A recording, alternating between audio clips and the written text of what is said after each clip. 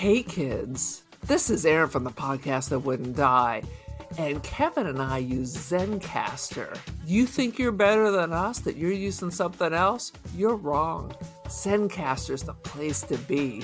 Who are you to deny it? It's now super easy to record a podcast with Zencastr. Log in using your browser and start recording a high-quality podcast right away.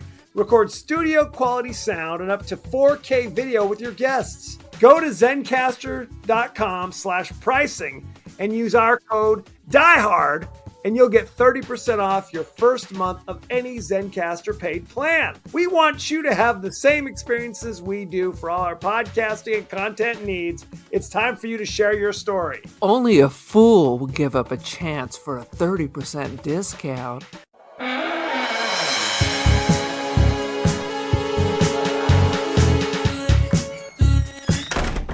It all began as a summer vacation. A young family found a beautiful old house. It had secluded, spacious grounds, a large swimming pool, magnificent furnishings. So you are the people who want to rent this house? What do you mean it's $900? And then it's all ours.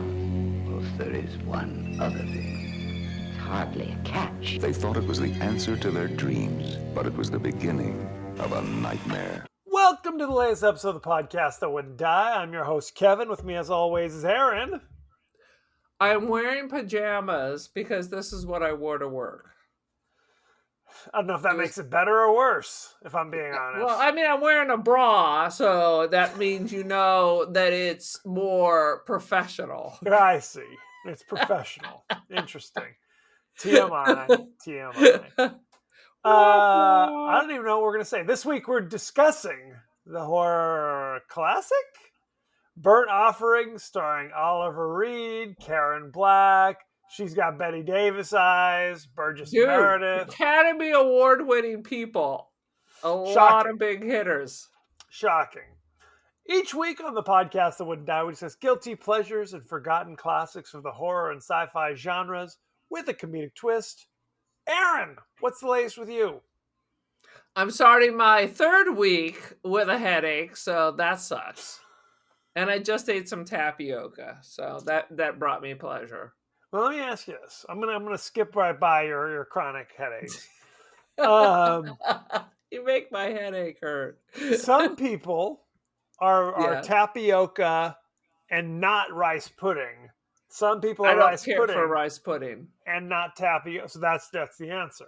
So you are like, I love tapioca, hate rice pudding. Is that correct? I mean, I like rice. It's a different texture. I like the little balls versus rice just kind of gets mealy. Here's what I will say. I mean, go ahead, if the rice pudding's around and nothing else and I need something sweet, I will eat it.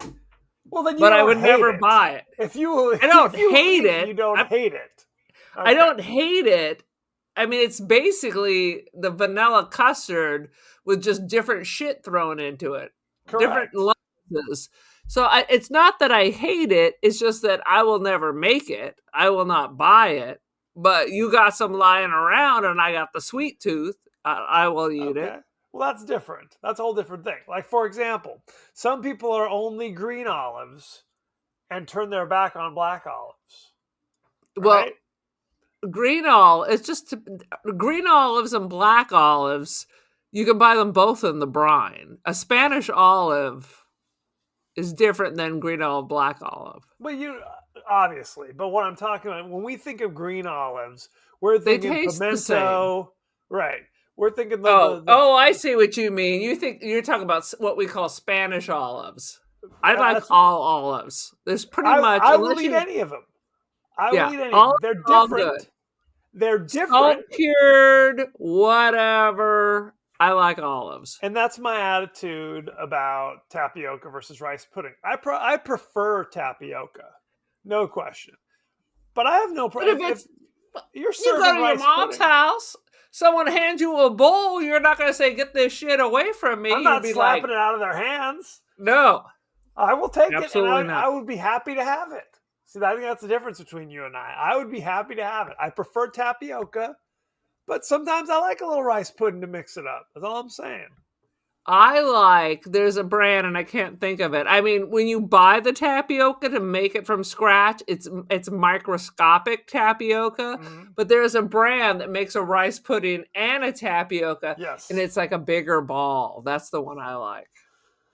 I mean, you can go and in our lives, I don't know why we're talking about this for 20 minutes, but you can go and they're called bobas, Oh, I basically. love boba. And that's I what love boba tapioca tea. is. It's the Yes. same thing. But in my It's life, just a starch formed into a ball. correct. Is what it is. So tapioca is actually named after the tapioca plant, which I didn't Yes. realize there was such a thing. It's a thing. It's a thing. Anyway, this is neither here nor there. For God's I sake. don't know why, but when I was a child, I swear to you, someone told me that tapioca is a living thing, and that's why it has the certain texture. So I was always I still ate it, but I was always a little. You were shocked and concerned. horrified with each spoonful, basically. I but- think I was getting tapioca and maybe yogurt confused, but I swear somebody told me it's alive, like yogurt. I mean, Well, it's nobody cares when you say yogurt's alive. Well, it's like what those probiotics or whatever that Jamie Lee Curtis is slugging down. It's like, Dude, that's alive. when you eat those, they call that mama poop yogurt, because if you don't normally do it, if you eat it like every day for a week, you're regular. Eventually your body gets used to it, but it's mama. They always call that the Activia, because it activates your bits and pieces. It activates your bowels. You are smooth move. This is a lovely conversation. We're covering all the bases. Dude, you are empty. All those people who say you have 50 pounds of old red meat rotting in your gut, not after Activia. No, it blows it right out. Anywho. It's colon blow is what they call it. Colon blowing you in the morning. Did you see I sent you the Yuck Mouth ad? Oh, it's brilliant. It is goddamn brilliant. And it's good. It's nutritious and it's educational. So it's good. Yuck Mouth? Absolutely. You didn't I don't listen brush. to me. I like my teeth like this. Anywho, Aaron, give us your 30-second synopsis of Burnt Offerings. Dude, I don't even happen to open my book, because I literally have seen this. As a family, we would rent this because it was so terrifying. Oliver Reed is one of the most terrifying, upsetting men in the whole world. Correct. There are even points in this movie where he's trying to be nice, but he is terrifying. He is going to beat me, followed by a raping. It's 100% guaranteed. That's Tuesday for Oliver Reed. That is just a Tuesday. So after they watched this, I just had to go to a deep dive on Oliver Reed's antics and bar fights and his stitches on his face and how old was Oliver Reed when he filmed this? Do you know? Could look it up, but I'm not going to do that. No, I know. 40. He was 36. 30. Oh my God. And he was 30 effing right. 6. I figured he was younger just because people kind of curdled at a younger age at that point. But 36, sweet Jesus. I thought 60, if I was being honest. But no, 36. He was 60 in Gladiator, where he dropped dead at a bar in Malta while they were filming.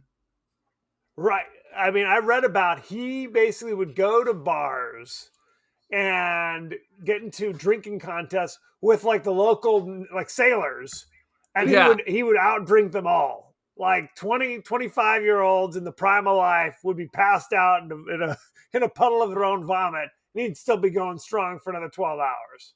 Yeah. Dude, he is terrified. If you've ever seen Tommy, terrified. He gets like the red vein on his head, and you're like, Absolutely. Anyway, back to the movie. An interesting couple go to see a mansion for a summer rental. You've got to get out of the city. So many people in the city. Let's go. I mean, this is like The Shining all over again, except there's a car and they can drive to town. So they get there and they're like, there's no way we can afford this. There's no way. But they're like, the old brother and sister. This is like what the twins are going to be like when they get older. Just calling each other, brothers coming soon. They're telling them it's $900 for the whole summer. I'm like, I would have booked that too. Absolutely. It's all run down. Is it just you guys? Oh no, our Oliver Reed's auntie, Betty Davis, will be coming along. But of course, there's one little catch.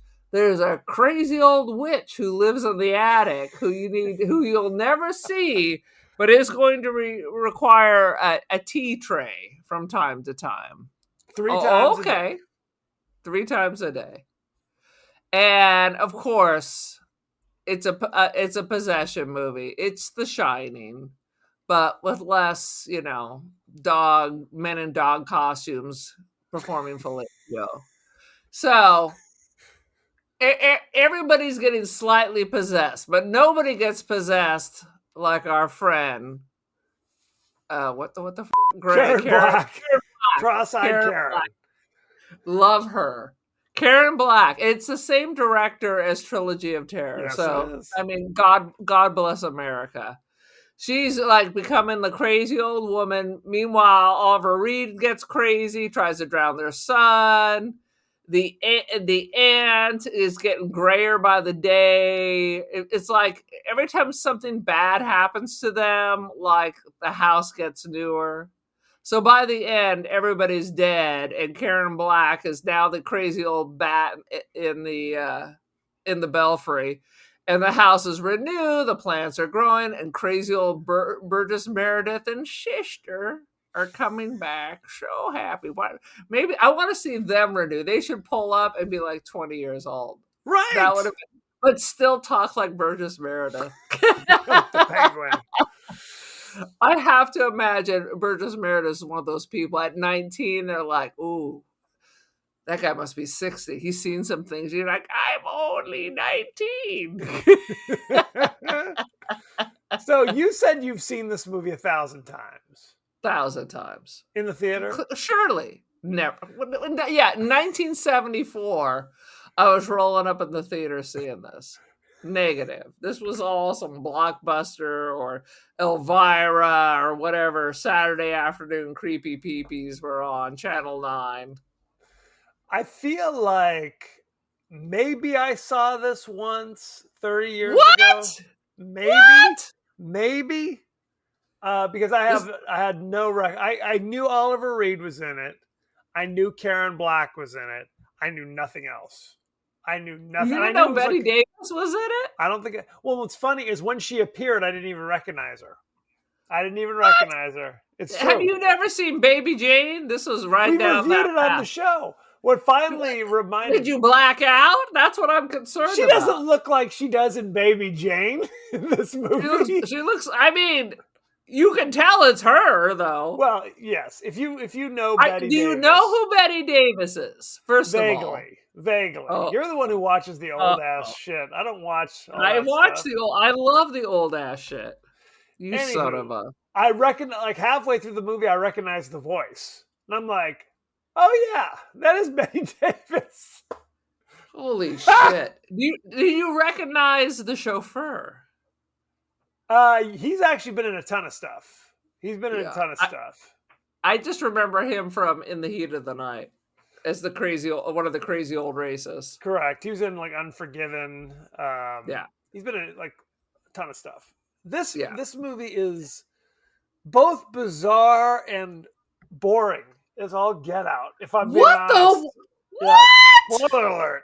Oh, this is the OG Dohertys, the first 4. Yeah. We would watch this all the time and just be terrified that Oliver Reed was just gonna come and get us. Well, even though he's not the bad guy. He's not. He's completely innocent in this.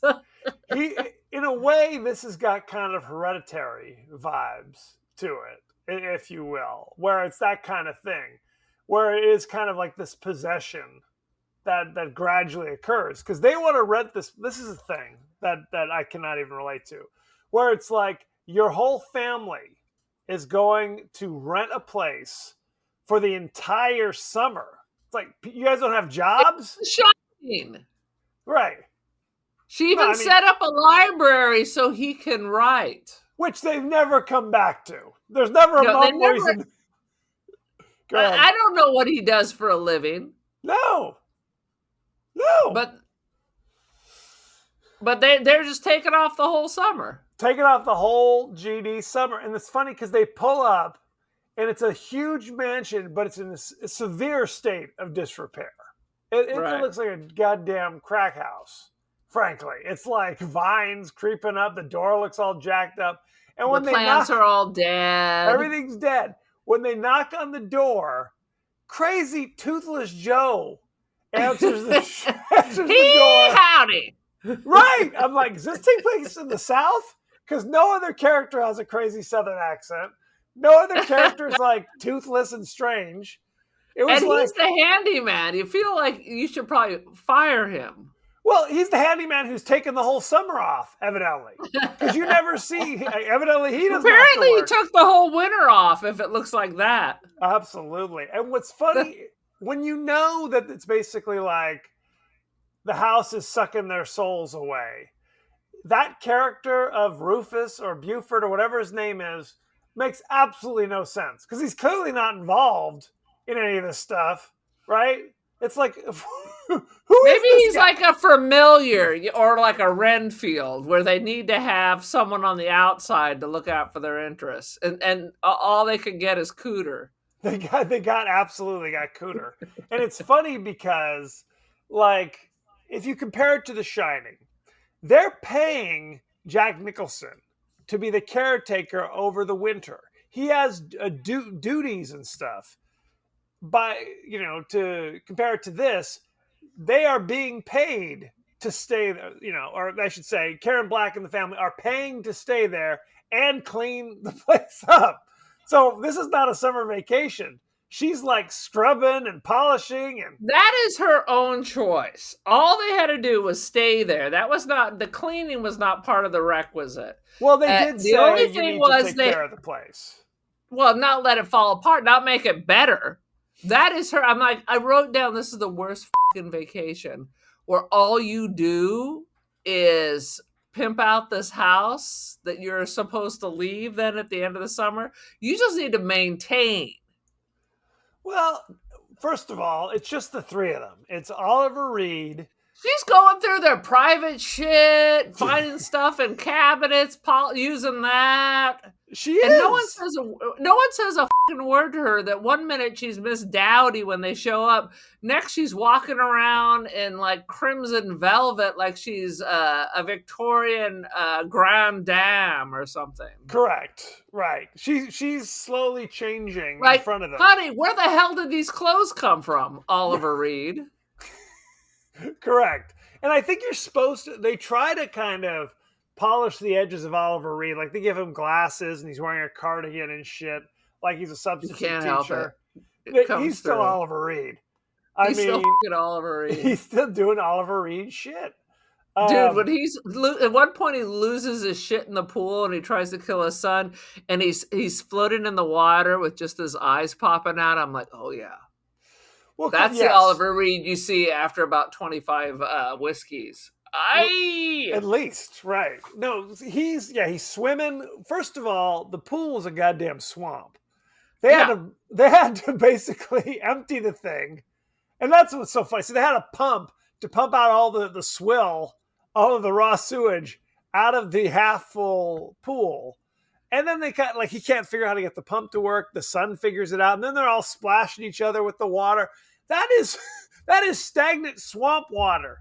You're splashing I thought that faces. too. I'm like, oh, don't touch me with that. That's probably where you got the crazy disease from that, touching the stank water. 100%. So smash cut to now the pool's filled and I guess it's okay again. And he does. I mean, that's what they do. They pump out the shit water and then they sweep up all the dirt and you fill it back up. That's what people do. It is Oliver Reed It's Karen Black. They're the married couple. Then it's Oliver Reed, who's British, mind you. His aunt is Anne Elizabeth, who's Betty Davis, who's American. I mean, But that she could has happen. that crazy accent. So you can pretend she's British. You could not pretend she's British. This is madness. She's got that crazy accent that no one else in the world has these days. It's like a Catherine Hepburn. It's a Catherine. It's like this weird mid-Atlantic accent that nobody has. I hard disagree. She's got a Southern California accent with like With 50 that day Paul Mall voice. The craziest voice. Oh, for sure. It is madness. I had to literally, after I watched it, I had to go back and kind of read about it a little bit. Now, you've seen this 1,000 times. Correct. Did you always know that basically that when they got hurt and when they died, that it kind of rejuvenated the house? Did you notice that? I did not know what the was happening. I literally added that as part of my 30-second thing.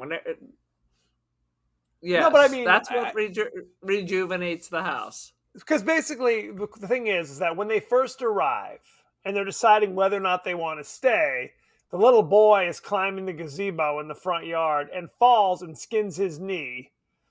And Burgess Meredith notices but doesn't say anything. And then old Cooter is about to throw away a plant. And Burgess Meredith's like, don't throw away that plant, because there's like now a new little like green leaf growing from the old dead plant.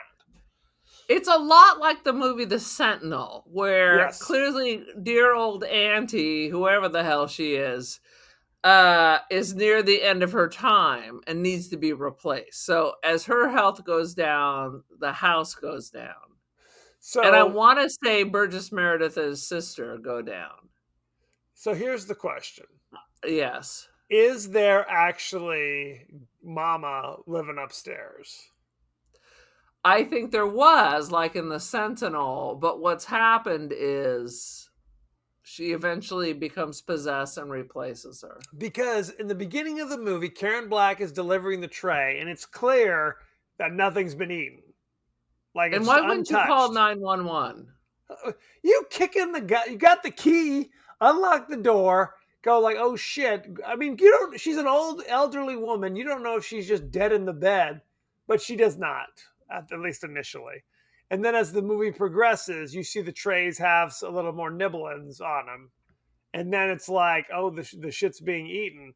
Of course, the grand reveal is Karen Black is sitting down and eating the food. I guess I never thought about that. In my mind, the aunt is still there, and she just eventually becomes their mother, the grandmother or whatever. The mother. She just becomes it. Right.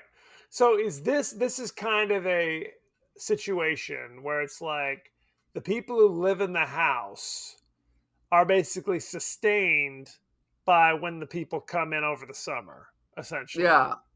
It's like almost like some kind of vampire and haunting at the same time. It's like a possession and vampire, because they're like feeding off their lives.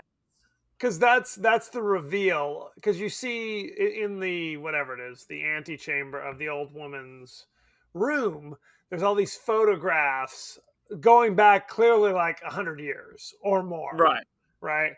Well, the house isn't that old, so that might be a problem. But you're not supposed to ask those questions. And then at the end of the movie, there's 3 new photographs out of the collection. Photographs and memories. Yeah. Like old Jim Croce said. Christmas card you sent to me. No, 100%. As soon as I saw the 1,000 pictures, I'm like, oh yeah. There's going to be a nice little picture like in that Speak No Evil of a little family. Right. So do you think every summer they have to do this? I mean, I think that would be too noticeable. True.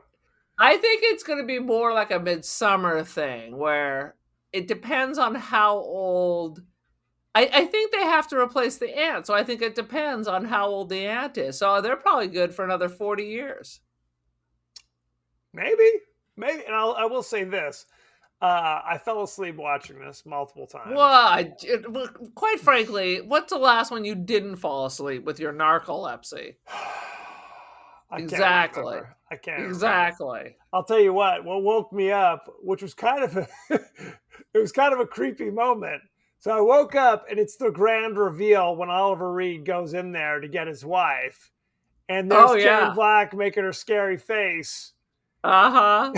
I mean, I'm jumping all the way to the end. So Oliver Reed is like, we got to get the hell out of here. We got to leave. Don't ever go back. That is the cardinal rule. Right. If she wants to dick around, then she can get an Uber. We're out. She can stay 100%. Well, he tries to leave earlier in the movie with just the son who's hitting him and Daddy, Damn and the house kids. won't I'm let like, them you leave. can get out then. Push him out. Go on foot at that stage of the game, right? It's like, what? I'm out of here. But so later, after the son almost drowns yet again, she finally snaps out of it momentarily, saying, okay, we'll leave. But then she has that moment where she's like, oh, but I have to go say goodbye to the old woman. I can't just leave her behind. I mean, what will she think? I'll make a phone call. Yeah, you knew that was it. That was the end of the show. That was the kiss of death. So she goes up there and then disappears. So Oliver Reed's got to go up there and he's talking to... You thought he was going to smack the old woman. Please answer me when I'm talking to you. I'm asking you a question, lady. Where's my wife? Turns around and it's creepy. Karen Black is now an old woman. In a wheelchair, mind you. But you see her get up out of the chair. She's like, I've been waiting for you. And then smash cut, Oliver Reed goes flying out the window. Just so we think the old woman tosses Oliver Reed's ass out the window, correct? I believe his wife tosses him out the window. Well, but now now they're one and the right. same. So he's out. And that was particularly brutal. His head goes through the windshield, close up, face all. That is literally the most graphic scene in the entire film. Oliver Reed's eyeball protruding through the glass in front of the child. In front of the child, the 12-year-old boy who gets out of the car. And now I'm interested. At this point, I'm like, oh shit, what's happening? Of course, there's like 30 seconds left in the movie. And the little boy is like running, Mom. And shockingly to me, you see that the chimney starts snapping. I'm like, are they really going to flatten this 12-year-old kid? Oh, yes, they are. The goddamn brick chimney falls and crushes him like a grape. Credits roll. But they don't show it. So 1 minute you got an eyeball coming through the thing, and then they're very sensitive about, you see the fireplace crumble and it freezes to the kid's face. It was like some Brian De Palma shit, and then you just know. It doesn't show it. You just know. Little Tommy all goney. This is not a Hollywood ending. No. Right? This is you're screwed. You're either, and then there's voiceovers at the end with Burgess Meredith and Sista. And so, well, because that's the thing. Over the course of the movie, first, these little moments of violence kind of pop up here and there. And then old Betty Davis bites the dust. And then one by one, as they are killed, the house goes from being a total abject, like shithole.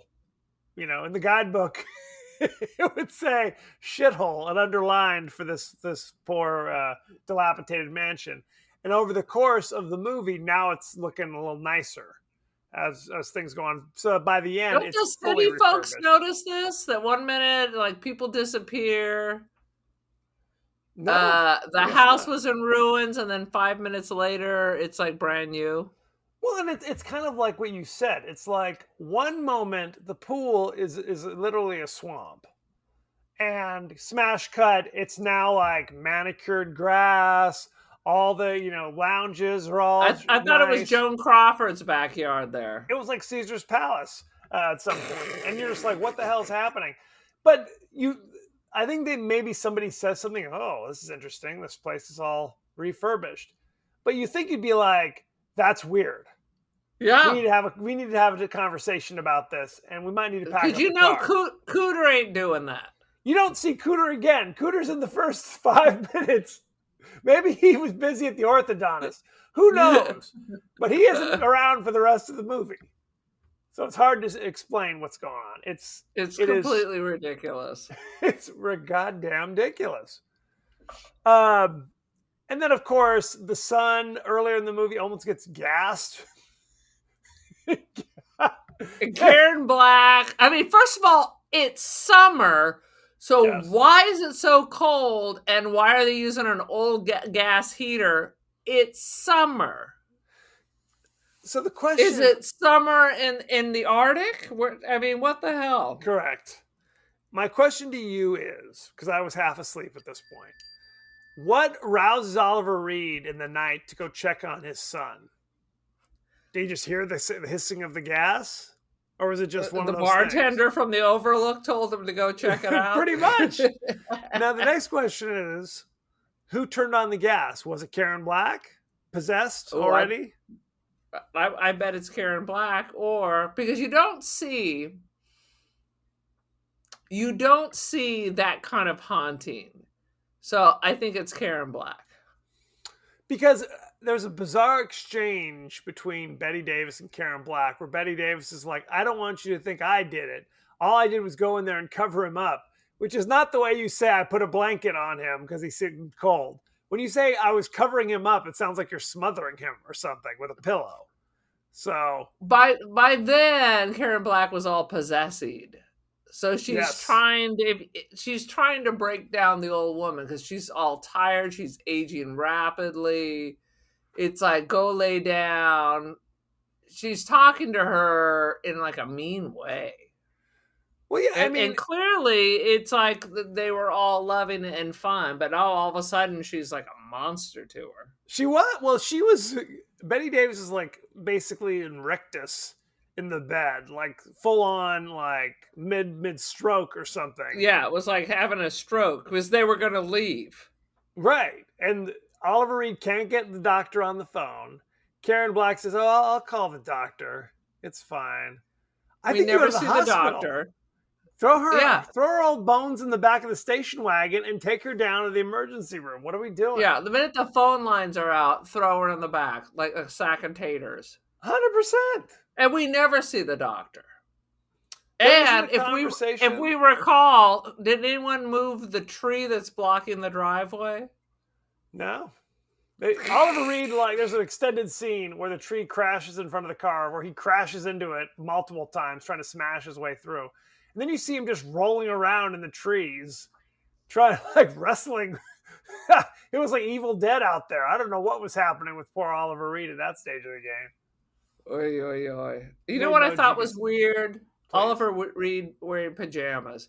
I just don't see him as a match set Jimmy Jammy guy. He's a dude who sleeps in his underwear, 100%, right? Or nude in the buff. He's there's no way he's coming out with a full buttoned up thing. I was like, I wrote that down. I'm like, no, that ain't Oliver Reed. He was a muscly guy. He took off his shirt, which is, I mean, it was that thing where it's like he's got a little bit of a belly from all the whiskey, but he's got, like, his arms and his chest are all like muscular. I'm like, he's like a gorilla or something. Don't mess with Oliver Reed anymore. Dude, Bill Sykes. That's why I'm terrified of him.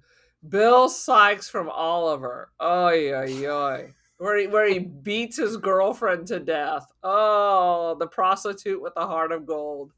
And that, oh God. And that reminds me of the midnight skinny dipping, aborted love making. It's like, what is happening? I assume he definitely has a drive that she normally fulfills, but now that she's an old woman, it would be unseemly. She was like, "Get up off me, off me, you beast!" I thought it was going to be a Harvey Weinstein situation. Was not a pretty picture. Good grief! Interesting. He's an interesting looking character. It's all a horrible freak show. Good Lord. What else you got for burnt offerings? Anything? Oh, I got some stuff. Besides my Jim Jam, I got all this. Basically, all my notes are just random notes about Oliver Oh Reed. God, just about his life Uh, choices. did you notice the pool was painted red, which reminded me of growing up in Palm Springs because we had a house from like the 50s where the whole area around the pool was painted red too. Really? What are you talking? You You don't talking about remember Burning that? Way or something? Or No. I don't remember red. Our pool being blood red or something. Oh my god, you were little when we first moved in there. It's a kidney shaped pool and the concrete was painted red. Oh, you're talking about the walkway around the pool. Is that what you're talking about? Right. That's Yeah, what I'm talking gotcha. about. Vaguely remember this. Yes, Uh that's not a very interesting to our listeners, but it's okay. very interesting. Uh The most dynamic part of the podcast is occurring right now. I hope you guys are sitting down. All right, I have some fun facts about the house. Go ahead, lay it on me. Fun facts about the house. So this is in Oakland, Yes. up in the Bay Area. So definitely not going to need that heater during the summertime. It's the Dunsmuir house. It was used in another famous horror movie. Do you know? I know I read this a couple days ago while I was doing my research, but of course, I can't remember. Lay it on me. What else? Phantasm. Phantasm. That yes, it's the what am I trying to say? The mortuary. It's where they go. They go for the beatnik weekend for their honeymoon. Oh no! Wrong. What are you talking about? The beatnik weekend for their honeymoon. not Phantasm. The other movie film there is So I Married an Axe Murderer. They go I to feel the like we're all Dunsmuir. having mini strokes right now. Should we jump in from topic I to got topic? a bit of the Betty Davis coming in. You Yeah. got Betty Davis They brain. and the our movie tonight is the first movie they allowed to film there. So it was Phantasm, View to a Kill, So I Married an Axe Murderer. View to a Kill. I didn't know that one. That's a good one. That was on the list. I'll have to go there next time I go up to the Bay Area. Absolutely. Well, and they filmed the inside was also where they filmed. Oftentimes they'll shoot the outside, and then the Right. insides are all like sets and in a studio or something along those lines. But yeah, they filmed. It was all filmed like on the property. So there you go. I Good like times. this movie, but I mean it's an older movie, so this is probably like a Kevin thing It's where a slow burn. I grew up being terrified of Oliver Reed, even though he's not the bad guy. I'm still frightened of him. Although he does try to drown his children and rape his wife. So not exactly, maybe an anti-hero, some might argue. Get out of here. It was a simpler times back then. It was absolutely a simpler time. No And I question. never bought that he was the father of that kid. To me, it always seemed like he was a stepfather. Was he putting off stepfather vibes? There was like no connection. Well, also just because after he tries to drown the child, he kind of goes to the kid, hey, can we be friends? Can we be Yeah. buddies after this? Yes, Daddy. It's like, Yeah. you said that. You didn't say that quick enough. Beware the back of my hand, little boy. That's my Oliver Reed. I'll cut you with my whiskey bottle. Oliver Reed, if you look at him, he's got like facial scars from bar fights and bottles smashed on his face. I mean, he's a serious dude. Don't He mess thought with his career would be over, but it was not. him. It was only And if you just want to be begun. terrified, watch the musical Oliver. The most terrifying of all musicals. It is literally Bill Sykes is so terrified, and when he kills Bill his Sykes, girlfriend, the science guy. Bill Sykes, the science guy. Sweet Jesus. I always tell, whenever I think of actors getting into bar fights, the story that always jumps into my brain is Sean Connery. Because Sean Connery was very much like kind of a man's man. Not just like in the movies, obviously, but in life. Like he was in a movie with Lana Turner, who was famously dating the gangster Johnny Stompanato. Right. And Johnny was jealous of handsome, strapping Sean Connery and kind of confronted him. Sean Connery took the guy's gun from him and pistol whipped him. Boom. And the guy never messed with him again. You don't with Connery. You don't mess with him. Michael Right. Caine tells the story. He and Sean Connery, who were buddies, this is in the 60s, went to like a pub together, and some drunks were messing with him, and he held Sean Connery's jacket while he single-handedly beat up 4 guys.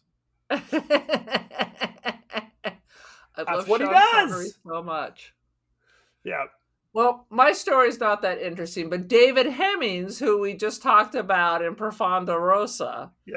was apparently good friends with Oliver Reed and said, here it comes. under 7 drinks, he's a sweetheart. More than 7 drinks, he's the devil. We have some behind the scenes dealing with the interpersonal relationships of the cast. Oh, I There can't we go. wait. I can't Any other wait. thoughts and feelings about the plot? Don't tell me he put it in a little bit. Just the tip. Just the tip. All right, we're ready for that. I'm looking forward to that. Well, don't expect that, because I don't think that's going to be a me behind the scenes. And but- David Hemmings was in charge of watching Oliver Reed make sure he stayed sober during the filming of Gladiator. Good grief. That's right. That's right. I mean, literally at like 60 years old, he's still doing his thing. Still doing Oliver Reed shit. He was sober until he backslid that day. And he's good. He's really good at Gladiator. You could tell he was still Oliver Reed. I mean, Oliver Reed's a great actor. he is. He's still terrifying. Terrifying. I always talk about, look, I love the old Hammer horror films, for example, with Christopher Lee, Peter Cushing, etc., etc. But there is a lesser Hammer film called Curse of the Werewolf, starring a young Oliver Reed. Boom. It was basically they just filmed him doing his shit, and that was the movie.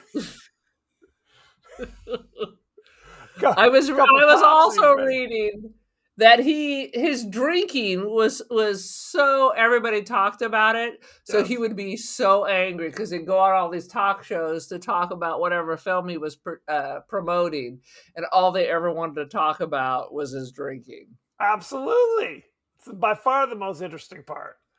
Anywho, are you ready for behind the scenes? Let's go. Betty Davis detested Oliver Reed, Ooh. referring to him as that man, and only speaking to him when they shared on-screen dialogue. After filming, she described him as possibly one of the most loathsome human beings I have ever had the misfortune of meeting. What happened, Betty? I want to read her biography. Read it. Chapter 4, Oliver Reed. Oliver Reed. Betty Davis reportedly had conflicts with Karen Black, Ooh. feeling Black did not extend her an appropriate degree of respect and that her behavior on the film set was unprofessional. So there you go. Because she was boinking Oliver Reed. I think the issue was she thought she was constantly giving her the side eye, but it's just because Karen Black is cross-eyed. So who's to say? The haunting flashbacks that Ben Rolfe has about the creepy chauffeur are not based upon anything in the original novel. Did you know this was based on a novel? I did not. Yeah. They were based on actual childhood experiences of the writer-director Dan Curtis, which is why Ooh. they make absolutely no sense. Literally, Oliver Reed constantly has these bizarre like visions and flashbacks to, what is it? It's his mom's funeral. And there's a creepy chauffeur view it smiling at as a him. warning. View it as a warning. Death is coming to you. Is that how you'd like to view it? That's not exactly in the text or even the subtext, but okay. But Fair. he ignored it. I'd be like, okay, it's a sign. Let's go. And so again, Karen Black is the one being mostly possessed. I think Oliver Reed has like a moment or two where he's kind of spazzing out. But Yes. other than that, it's Situational possession. situational. So all the weird visions of the old like Model T pulling up with creepy chauffeur in it really have nothing to do with anything. So Interesting. In the And would commentary, they have really been a Model T at his mother's funeral? It could have been a Cadillac Eldorado. I have no idea what it was. Who's to say? I mean, he was born in like 38, so is I that don't know. right? In the 40s, we're driving Model Ts? It was a classic. It was a classic. In the commentary with Club. director Dan Curtis, he says that he actually read the novel Burnt Offerings year before he got the offer to direct this film. Curtis said that he hated the open-ended conclusion of the novel, so the novel ends differently. Oh. And at the time, he thought to himself that he would pity anyone who would attempt to make it into a movie. Ironically, maybe we should read that. Maybe we should. Ironically, years later, the offer to direct the movie version of the novel came to him, and the first thing he did was write an ending that he liked, which is the one that's featured in the film, where everybody's, you know what's happening to Karen Black and everybody else is dead, and you know what it means and what's happening. So, all right. There you go. Better than them all rotting off at the last minute. You see Karen Black running out of the house, and they just drive home. Wait, I've changed my mind. Karen Black was 4 months pregnant during this shoot. And she explains that her belly was concealed with some clever wardrobe tactics. Although from she was like naked angles, at one point. Well, but you don't really see. There's often That's like right. the kid is standing in a certain spot to block her belly and things like that. I always remember there was a Seinfeld thing where one season Julia Louis-Dreyfus got pregnant. And Seinfeld's idea was we should write in the story that Elaine just gets really fat. And Julia Louis-Dreyfus burst into tears. Oh, no. They did not go that way. They did not do it. Instead, they just had her constantly put a pillow in front of her when she sat on Jerry's couch. And that's how they handled it instead. So, good times. It's not like she wore tight clothing, so... No, and then years later, weak. Julia Louis-Dreyfus said they should have gone with the fat thing because that would have been funny. So, yeah, that's 90s comedy for you. I'm fat, hilarious. Ha ha ha! So instead, they had that whole season with Kramer calling Jerry fat. Correct. Hey, Magombo. They did it that way. This is one of Stephen King's favorite horror movies. See, me and Steve, man, we go back. You're on the same page. Basically, what they say is that the first third of the novel is basically the family in New York, like their family, how they live, things that they do, and they see an ad for a house to rent in the paper. Basically, that's like the first third. And that was going to be the first 15 minutes of the movie. And the director just said, no, we're not doing that. It's boring. Let's just get right to it. All right. They say that there are themes to this movie where it's like kind of the disintegration of the nuclear family. Whereas like in the 70s, that's when you saw people like mass divorces, like divorce was getting kind of trendy almost. Right. If people were unhappy in relationships, they bounced. That was kind of a new thing in the 70s compared to years past, where they would just they say that's birth control. That's true, right? Exactly. People were like, "Hey, now I can sow my oats and not have to pay the consequences." That's right. It's a whole thing. And I guess that's what we're supposed to think because they seemed like a loving couple at the beginning. Yeah, right? They seem normal. They seem normal, right? Like she wanted to stay there, and he was like, "This seems like a horrible idea, but I love you, so I'll go along with what you want." Exactly. Basically. Exactly. No, he did not seem abusive. He's terrifying nonetheless. But they seem like clearly they had a healthy sex life at one point. Right, and then he has before to they went on vacation. Yeah, he has to. Woman. Time, let's do this, woman. Yeah. Betty Davis is often showed sitting by the pool knitting, and this was actually one of her favorite hobbies in real life. She was famously known for knitting on the set to pass the time between scenes. All right. There you go. During filming, Betty Davis had a food trolley set up to her hotel room carrying up her evening meal. One day, when Oliver Reed, his stand-in, Reg Prince, and a few friends were returning from an evening out, when they saw the food trolley, Reed turned to Prince and said with a grin, "I bet I can ride it faster than you." Taking turns, they would take a run and a leaping dive onto the trolley and go careening down the corridor, the remnants of Davis's meal going all over the place. So Oh God, that might be why maybe she that's thought him why so she hated lonesome. him. 100%. Sweet Jesus. Let's go talk about the cast and crew, shall we? Boom. So no beef between Karen Black and Oliver Reed. There's nothing written here about it, so who's to say? All Maybe right. they hated each other privately. I love that. I want them to all hate each other, and I want it to be Dan messy. Curtis wrote and directed it. Dan Curtis from Burnt Offerings in 1976. Yeah. He produced 1,225 episodes of Dark Shadows. Ah, our aunt used to watch that. He produced 12 episodes of War and Remembrance from 1988 to 1989. Never saw it. 7 episodes of The Winds of War. So he was doing a lot of, Michener? Yeah. All of those. Although he liked to evidently do miniseries. Right, adapt books into things, essentially. Yes. So that's him. He also did Trilogy of Terror, like you said. Trilogy of Terror, and you say that like it's just nothing. Trilogy of Terror with Karen Black.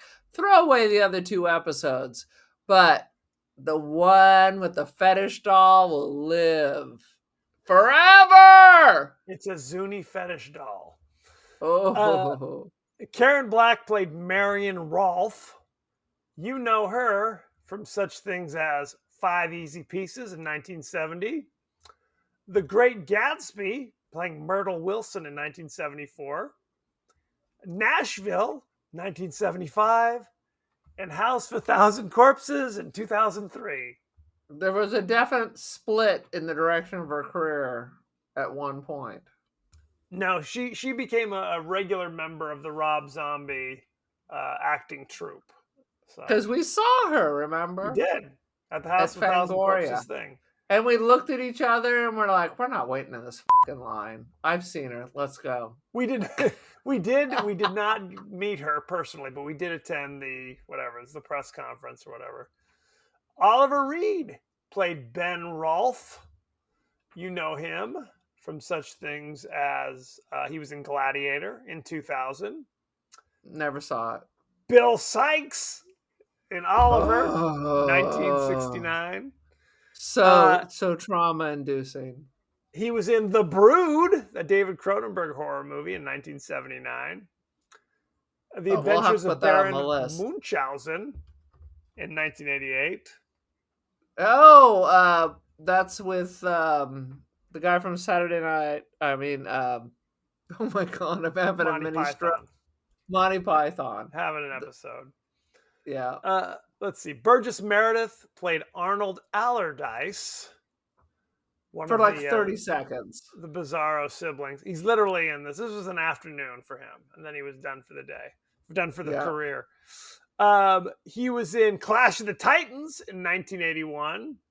He did Rocky. Wait, he did Rocky after this. He did Rocky in 1976. Oh. Yeah. God, I didn't realize Rocky was so old. Playing Mickey. And Rocky 2, Rocky 3. That was the last Rocky. He died his character died in Rocky 3. He was also in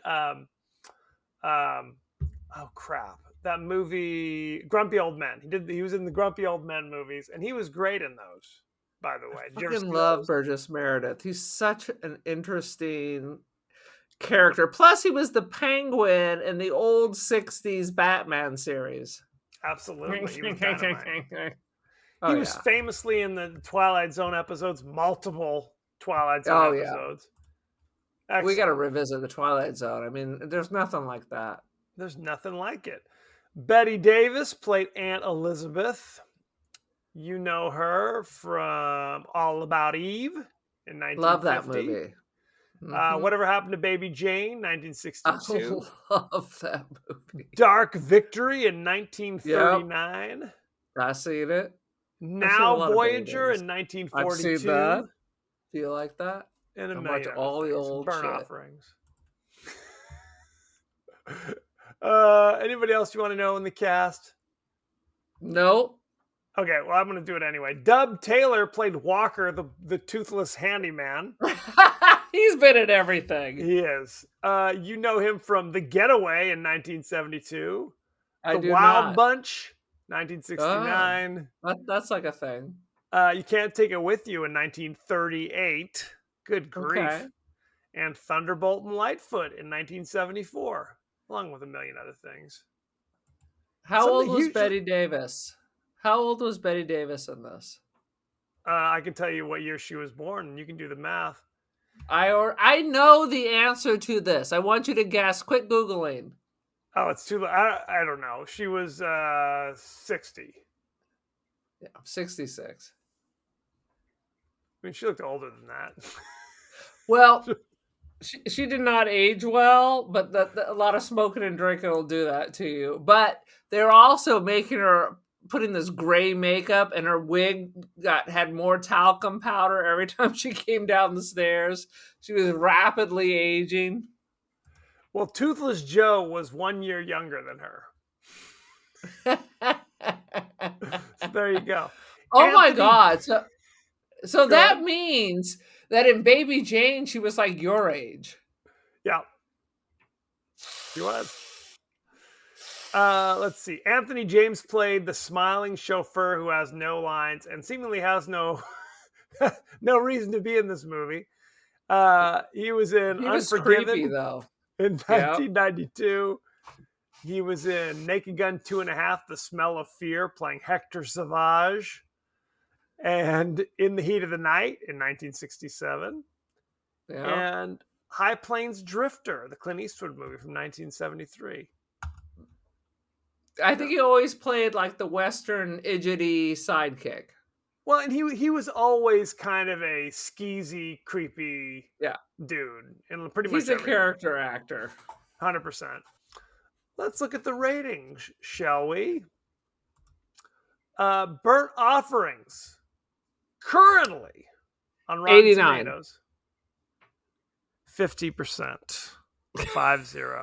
With 16 reviews. So take with that with a grain of salt. And the You know what- audience said 80.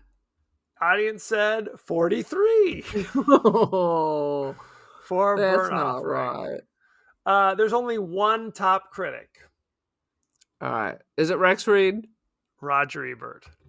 Roger Oh. Ebert. Roger, Bert- come on. Come on, Bert- Roger.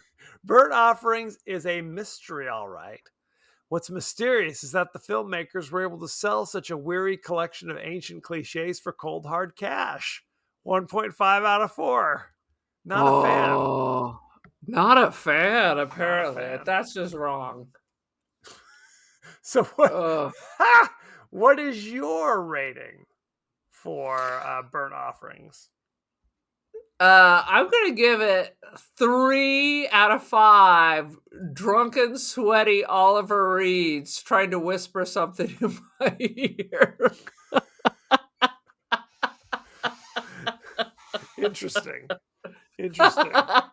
No, I mean, I don't know. Like I said, I found it kind of boring and meaningless. It had kind of a good moment when the reveal of Karen Black and when Oliver Reed is shot out of a cannon out of the upstairs window, and then the chimney falls on the 12-year-old. That was a choice. That was a serious And when he moment. goes crazy in the pool, and when he's trying to ram the tree while his son's like, Dad, I was about ready to backhand that little boy. It was like the kid from Babadook, frankly. The Bob backseat of the car. Duke. I need to rewatch Babadook. That's a You good do. movie. Absolutely. And just nothing to do with anything. I did see Apartment 7A, which is like the prequel to Rosemary's Baby. And I would say, unlike Salem's Lot, this was pretty good. Interesting. Spoiler alert on Salem's Lot, by the way. Uh, Anywho, womp womp. I will give it 2.5 out of 5. It's non-offensive, but I don't find it scary at all. It gets 3 points just for having Oliver Reed because he's scary. You have a love-hate relationship with Oliver Reed, I would say. It is. It's That's like fair to no. I he's a good actor, but it's like when Jack Nicholson comes on the scene. You're not leaving the kids with him. You're definitely, but I'm less worried about Jack Nicholson, honestly. I feel like if I had to, I could handle Jack. Oliver, I don't know, man. I think I'm in trouble. I think you might be in trouble. You At think 60. he's dead? He's just gonna get right back up. No question. No question. No, he'll Anyway. kill you. Any last thoughts of Burnt Offerings? For God's sakes. I say it's good. And maybe it's because I watched it when I was younger, but honestly, it's all-star cast. How dare you, sir? Well, It's not gonna you can go right to sleep afterwards. It's fun Or for the whole during. family. Brother, I don't even want to hear. How are you going to live through a 12-hour music festival with your daughter? I don't know. It's not going to be. Are you just going to brush off a little bit of the dirt and get fetal, and maybe she'll come and get you before it's over? It's going to be something. It's going to be something. I'm taking my daughter to see the When We Were Young music festival in Vegas this weekend. So that's and on top of everything else, that's a long drive. You're telling me. You're telling me. I think there's a plane. Have you considered just flying there? It's like an hour flight. We are not made of money. We'll be sleeping on a cot in the Y, hitchhiking down there. Anyway, are there no workhouses? Are there no? I like that. No one knows the reference but me, Ebenezer Scrooge. Anywho, thank you very much. You can see us across social media. We're on X and Facebook and Blue Sky and Threads. More importantly, we're on Instagram, TikTok. You could be watching us on YouTube at this very moment, for goodness sakes. If you're watching us right now at this very moment, then you're some kind of Oliver Reed wizarding wizard. I don't know. Well, they could be watching another episode at this very moment. Who's to say? Who knows? Anyway, we're also on Apple Podcasts, Spotify, anywhere the finer podcasts are available. So don't forget to like, share, rate, and review. Won't you? Won't you please? You can also email us, the podcast that wouldn't die at Gmail. Gmail. Aaron, what is your social media situation? I'm on the Instagram. Pop in and say hello. And that's all you need to know. I am the cult of Aaron. Join the cult. Join that GD cult. As you know, we like to share certain thoughts and feelings from our friends across the interwebs. Convicted 157 433 posted, haha, in regards to April Fool's Day. That's important. And then Loveg 59 said that Idle Hands is good, but hella underrated. Good, He's but from the underrated. Midwest. Interesting. Okay, fair. And Helpful XJW was like, Biff! Followed by Samir Mohan commented, Biff was always a bully. It's true. And that is regarding to April Fool's Day. April Fool's Day, absolutely. Now, so we're getting people. No, that was it. It's good stuff. So, yeah, I think that's about it. So, thank you very much, and be well. Good day, my friends.